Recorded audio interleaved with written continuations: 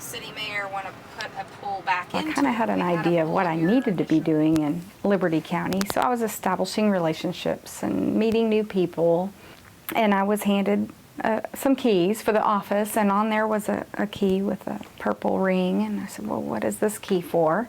They said, well, that one's to the parish hall across the street for St. Stephen's Episcopal Church.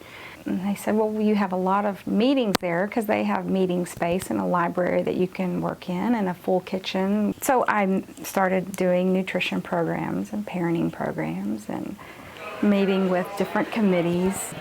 Started forming my relationships with the community and trying to get to know who are the people in the community that I needed to get involved with so we can make programming identify the needs that were there in Liberty County.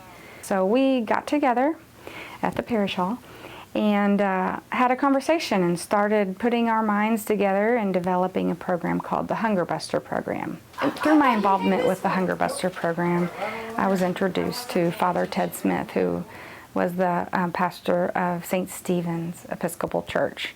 And he volunteered to help me visit the distribution sites and really manage the volunteers.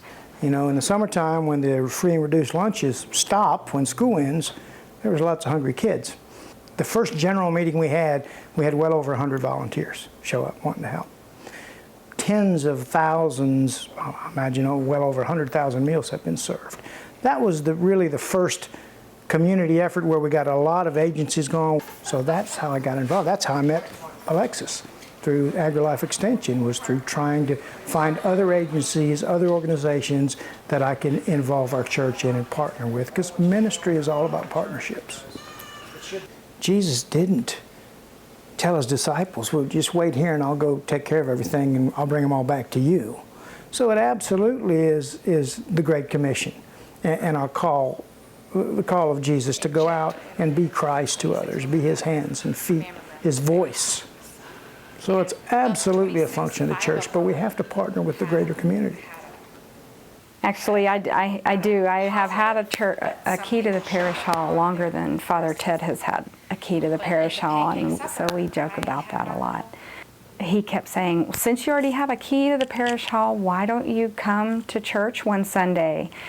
And at the time, young family, I had two little small girls, busy with extension programming at night during the day, and so I said, you know what, that's a good idea. So my family actually visited the church a couple of times during that next month, and soon after my husband died in a tragic car accident. Father Ted drove to the funeral, which was in Corpus Christi, and helped bring back flowers and the church family came together and offered to host a reception for the local community. And that was a big eye-opener for me, because as an extension agent, you want to build community relationships. And so you can make those connections and offer resources to help families and help people in the community. And here I was, the one who was needing the support.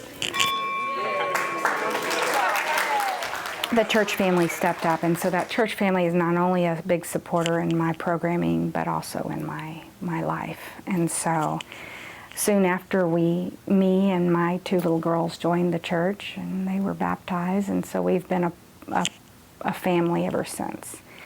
And so building that sense of community is not just a job responsibility for me, it's a way of life. So I always think about, well, how do I love this invisible, great, awesome entity that I can't really see or touch or get my arms around and don't really know how to talk to often. How do I love God? By loving you, by loving others. That's what Jesus meant.